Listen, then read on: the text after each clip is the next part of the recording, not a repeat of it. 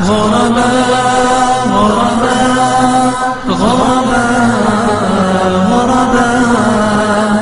غرباء ولغير الله لا نحني الجباه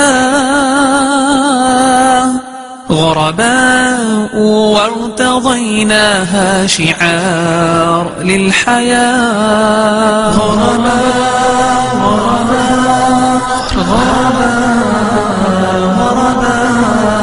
إن تسل عنا فإنا لا نبالي بالطغاة نحن جند الله دوما دربنا درب الأباء نحن جند الله دوما دربنا درب الأباء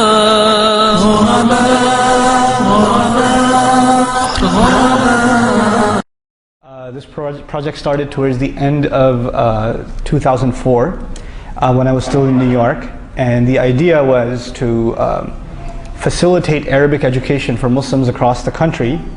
And the philosophy really I had was that one of the obligations and really responsibilities of Muslims is to be educated in their deen, and one of the biggest obstacles in us being properly educated in Islam is really the Arabic language, because the primary sources of the religion are in Arabic.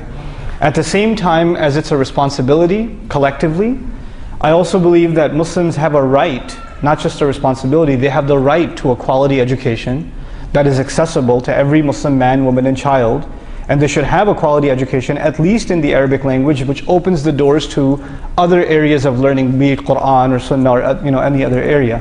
So when I first started learning Arabic for myself, it was a very difficult journey, from one teacher to another to another to another, and I didn't have the luxury to be able to travel abroad or to spend a lot of money to go to a university to do a degree in Arabic, etc. I was very much hand to mouth as a student. So when I went through whatever journey I went through to get to a certain level in Arabic, I felt, well, if I really wanted to learn it this bad and I had to go jump through all of these hoops, I'm sure there are people that are far more passionate about learning this stuff than I am, and they don't have these opportunities. So something has to be there that creates this opportunity. So when I started this project in New York, alhamdulillah, we started at a masjid I used to live in Long Island in Bayshore, and the response was just incredible. And word of mouth spread and requests started coming, can you do the same program, like a short Arabic class for the Muslim community in New Jersey? Can you do one in Connecticut? Can you do one in Maryland? And just no advertising, no radio, no flyers, nothing.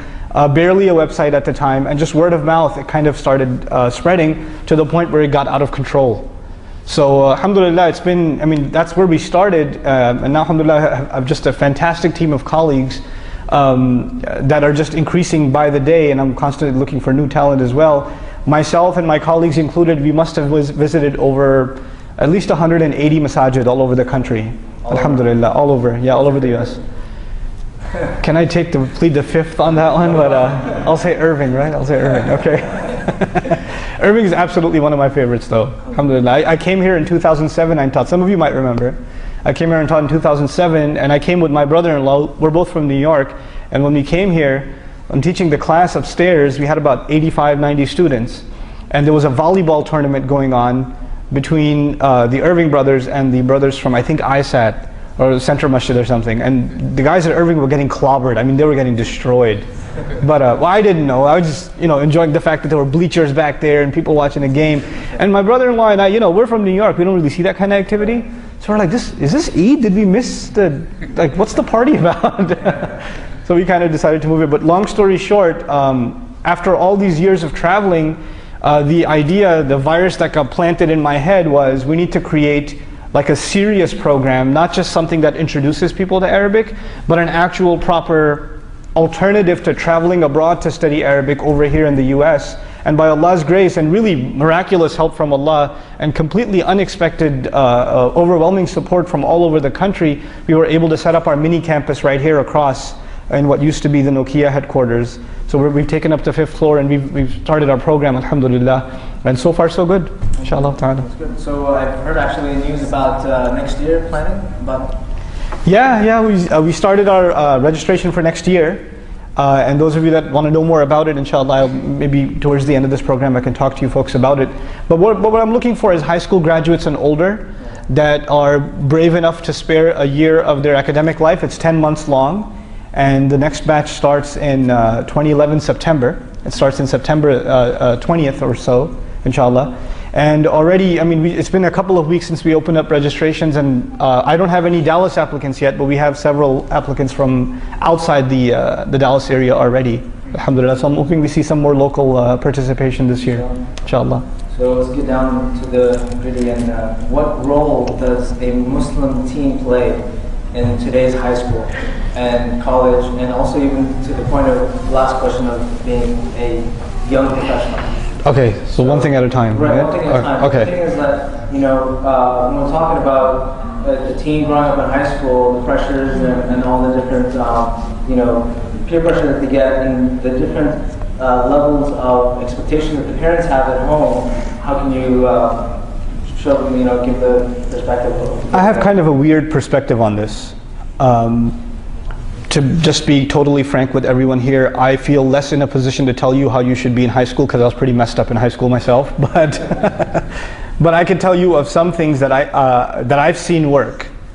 And I want to start with a recognition that there are two ways you can look at Islam. There's really two main ways you can look at this deen in your life. And one of those ways is, well, what's the bare minimum that this religion wants from me? And after that it can leave me alone and I can do what I want. In other words, just tell me what I cannot do, the absolutely bad stuff that's going to land me straight to hell. Tell me that stuff.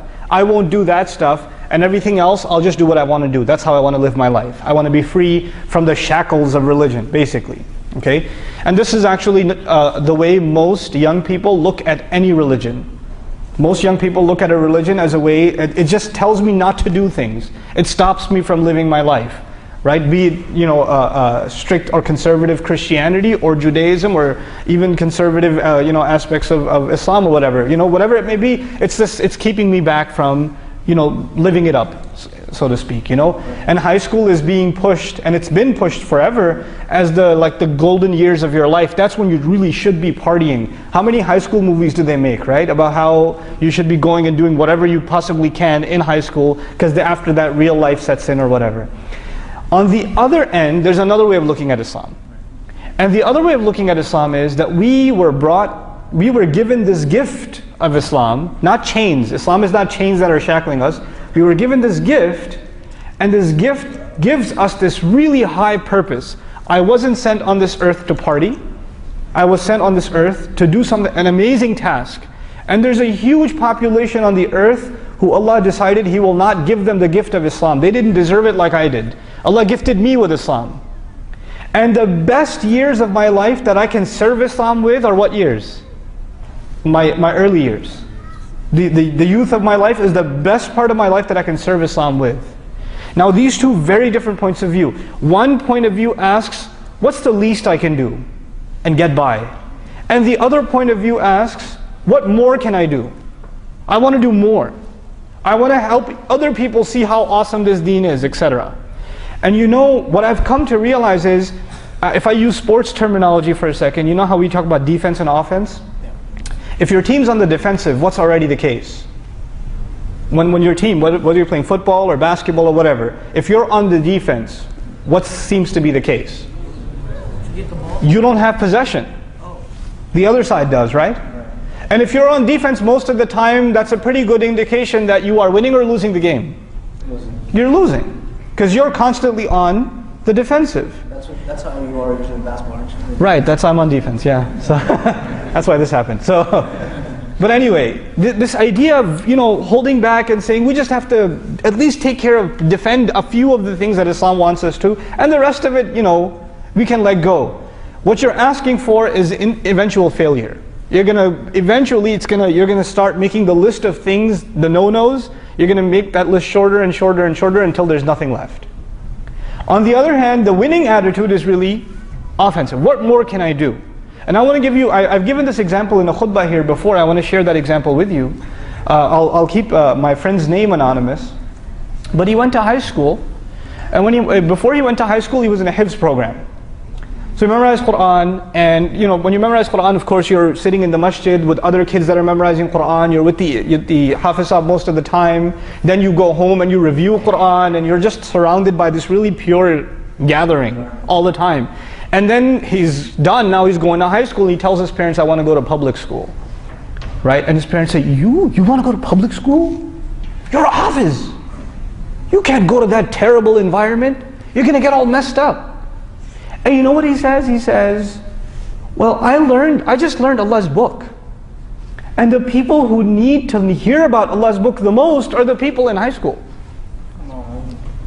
They have to know what this is. I feel responsible. Why should I hide what I have? I feel a responsibility to share. I feel bad for those people, right? So they put him in public high school. By the time he graduated high school, 16 kids had taken Shahada. 16 kids had taken Shahada. Now, what I'm talking about here is an attitude not of defense, but of what? Of offense. You see yourself as having something superior. So when I'm talking, especially young people nowadays, I feel like I'm putting you guys on the spot. I don't know for sure, but I guess I'm going to stereotype. A lot of you, you're not proud of Islam. You're not proud of it. Like, this is it, man. Everything else, I feel sorry for these people. Instead, what's happening to our girls, our daughters, is when they see some girl dressed a certain way, they say, oh, I wish I could dress like that. Too bad it's haram. Right? We see other, kids, boys, they're doing all kinds of things, and we say, oh, yeah, my parents wouldn't let me do that. It's apparently not allowed, or something, But the right attitude would be, I feel bad for that girl. Look at how she has to dress herself, how she has to put herself on display. She's looking for attention like that, while Allah has already given me attention by my Islam. All the dignity I need, all the recognition I need, Allah has already given me. Why do people do the kinds of ignorant things they do? You know what they're looking for? Is attention and respect. If you really have Islam, you're not looking for it anywhere else. You already got it. And when you find other people pathetically searching for it in other things, you can actually look down on them and say, I feel bad for you. Let me show you something better you can aspire to, So that's the kind of attitude that's really important, at least in high school life. When you were talking about college, I'll take 2 minutes more. When you're talking about college, in my opinion at least in my experience, college is a time where it's a world of ideas, right? You get exposed to so much more. And you can go in so many different directions. And college is really the part of your life where it's the formulating part of your life where you decide what the rest of your life is going to look like. Really, it's college, because true independence is in college. That's where you really truly decide what direction in life you're going to take. Not just professionally, but what kind of person you're going to be, how you're going to carry yourself, what kind of priorities you're going to have in life. All of that kind of comes from what you're going to do in college. And a huge part of that is who you're around in college. If you're around a bunch of losers in college all the time, well, guess what? You're going to be one. If you're going to be around a bunch of go-getters in college, you're going to turn into one. That's what college is like. The thing to do in college, in my opinion, is to of course, take care of your academics, but on the other side, be heavily, heavily, heavily involved in something like an MSA. Use your spare time to do some productive stuff. Whether it be putting programs together, or you're doing food drives, whatever it is you're doing, whether it's study circles or something, but the MSA to me is like a lifeline in college. And if you're not part of it, you're really, really missing out on something that's going to hurt you way down the line. The role that the masjid is supposed to play in the life of a Muslim during college, the reality of it is that's what the MSA plays. And I know MSAs have problems and drama and all this stuff. Is Ubaid here? His t-shirt, right? He made an MSA t-shirt that says, "We know drama." Right? So, right? But that's true. Nonetheless, the Muslim Students Association, I think, at least for me, was a lifesaver. Wallahi, was a lifesaver. Had it not been for the MSA, Allahu A'lam, I would have never met anybody who would make me want to commit myself to praying regularly. I wouldn't have met somebody like that. So, yeah, through the MSA, and some of the great scholars we have going around nowadays are ex-MSA people. They came out of the MSA, So don't trivialize it. Don't think little of it. Really, make it a big part of your life in college, inshallah. And if your school doesn't have one, make one. You should be the one to make it. You should be the one to create it. And actually nowadays, so many high schools, I'm so proud of them, high schools are starting to make MSAs. I went to the MSA at Euless, the Trinity High School the other day. I was shocked. It was like 80 kids there. I was like, where did you people come from? you know. But subhanAllah, it's a thing of pride when Muslims come together and they're trying to do something like that. So that would be my advice for college. What was that last thing again? When you become zombies and you get into the workforce? Yeah, basically. Yeah, that's the last bit, right? The thing of it is, I'll just speak frankly, I think that Muslims in this country, for a long time, we haven't been creative. We have not been creative. Our idea of a good career is limited to 4 or 5 things, and if your children are not graduating in these 4 to 5 fields, then they have failed in life. Right? They're just, you know, what are you doing with your life? So if your son decides to, for example, get a bachelor's in history, you'll say, what are you doing? Is that why you brought you to America, to study history? No, no, no. Forget about history, worry about your future. Right? And do computer science and do like accounting, and you know, if you can't, you know, do, okay, no, first let's start with Jannatul Firdaus. Do med school, and then, you know, at least engineering, and if you can't do that, fine, a little bit lower, you know, kind of barzakhish, but you know, computer science. If you can't do CS, you can't be a programmer, at least do IT. Okay, fine, be an accountant, you know. Oh, education, way at the bottom, education. Right, so we have these, like, we figure out that these are the careers that are successful, and we push those on to our kids. Listen, this is not the British Empire leaving Pakistan and India behind, and the only careers left are the ones that the Brits left for us. This is not that anymore. This is a, really, I mean, I don't mean to be cliche, but it's a land of opportunity.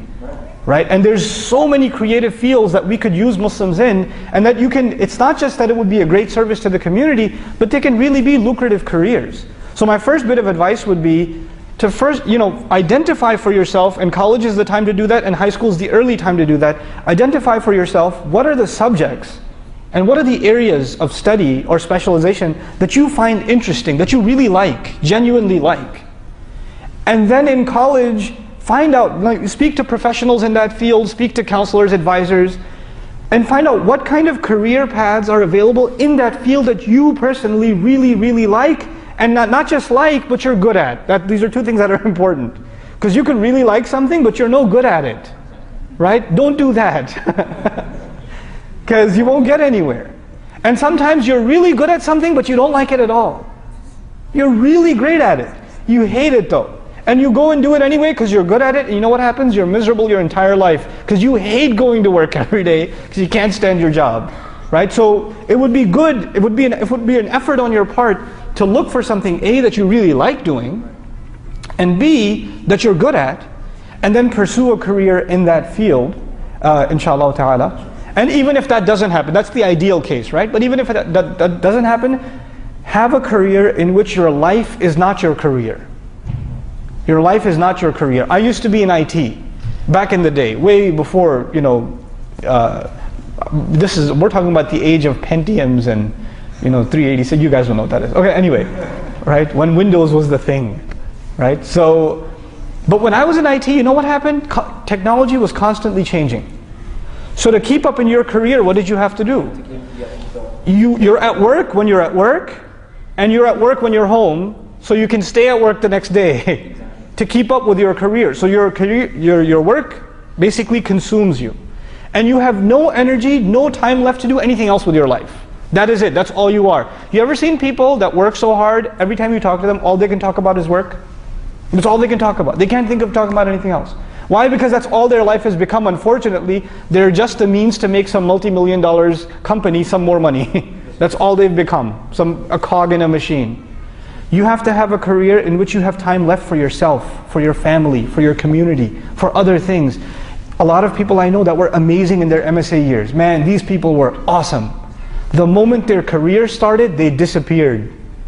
What happened to that guy? I don't know, he got a job. That's all last I heard of him, he got a job. That's what happened. They disappear. We don't see them at masajid, we don't see them in programs, we don't see them, you know, pursuing their study of deen. We don't see them. And in some cases it's understandable, you're busy with family and things, you know. But you know, it's something you have to be cognizant of. Don't lose who you were. Don't lose who you were. And if your children see you not having any activities outside of your career and doing the groceries, you know, they don't see you actively participating in wanting to learn the deen for yourself, in wanting to gain a better understanding, doing something for Islam, whether it be in the realm of da'wah or humanitarian work or whatever it may be. If they don't see that, how are they going to get inspired? You know? So these would be a few tidbits about just high school, college, and career, inshallah. That's good. But coming back to the professional, what do you think about money making? Because a lot of guys, when I started making money, it was like, wow, my dad and my parents were giving $20 a week, and I was happy. So beyond that, it was just overwhelming. When the money started coming in. Right? Yeah, exactly. When the money started coming in. Yeah. How do you control that? And think about saving or spending and that aspect of controlling it. Because I mean, a lot of times parents don't give their children that added independence from the beginning, in the early ages, and they have no idea how to manage money. Actually, here it's at this part of the discussion, I'm very grateful that I was kind of my high school years were in New York City, where most families live hand to mouth, so we don't have disposable income like we do in the South. Like here, life is very cheap, so generally people are better off. And if you think you're not well off, go to New York, you'll see what I mean, right? Where the entire family is working, and they're working 40 hours, even if they're in high school. Like I worked 40 hours throughout high school, and that was just my siblings worked too. It's just a norm, you know. But one of the benefits of that was it made us responsible with and appreciate hard-earned money. It makes you responsible in life. A lot of our youth, they haven't actually ever felt the need to take responsibility. They've never felt that need. They say, if I screw up, you got a job at the Apple store, or you got a job at the mall, or you got a job somewhere, you're helping out at high school or whatever, some extra money's coming in, but even that you won't take very seriously, because even if that goes away, well, you still got mom and dad. They'll take care of you. They'll take, they'll spot you or whatever. My dad early on, one of the biggest favors he did to me, he said, you're going to pay your own college tuition. Get it through your head. I said, okay. And and for the brothers, at least take it like a man and say, yeah, okay, I'll do it. And so from high school on, I was thinking like an adult. Like, this is how I'm going to budget my money, this is where I'm going to go to college because I can afford to go here, this is how I'm going to manage my time. And this aspect of life, we're not giving our children. And we have to. They have to, if your kids are teens, a healthy thing for them is to get a job. It's healthy. It's not about the money. It's really not. And you have to make them responsible in chores in the house and things like that. And this goes for brothers and for sisters. Get a job at the library. Get a job at volunteer at the local hospital. If you don't want to get a job, volunteer. Be part of the community center locally. Something. But you have to be involved in something like that. It builds responsibility. So when you do run into money, you respect it. That it doesn't just come out of trees. A lot of people have careers now, and even they don't take their career seriously because you know what? In the back of their head, if this goes, at least I can move back with mom and dad again. They're in the back of their head, they're still on vacation. The time for vacation, you have to become independent. You really have to become independent, and you have to think like that, and you have to think responsibly, right? As far as the money coming in is concerned, Muslims should have, in my opinion, the idea of we should ward dunya away and we should be people of akhirah is true. At the same time, Muslims, we shouldn't have love of dunya, but I tell you, we should be the highest paid people in the country. Muslims should have the highest salaries. We should have the most successful businesses. And not because we want money, but we can pour that money into Islamic work. We can build infrastructure for future generations. We can't do that if we have nothing to work with. You follow what I'm saying? And the real strength of our times, the real power in our times is economic power. That's what real power is. You can have military power, or you can have economic power, and let me tell you, most of the time economic forces even drive military forces. Right? Economics is the currency of power now. Right? So we have to be empowered like that. But we have to maintain the balance that even if we are making loads of money, that our goal in life is not the money. The purpose is not that we make the money. The income we're generating is for a higher purpose. It does something more with life, So, and for this reason, we have to kind of balance the idea of good, entrepreneurial careers and businesses with, inshallah ta'ala, this giving spirit. Bi-idhnillah. Right, well, it's good for coming, and it's been a pleasure.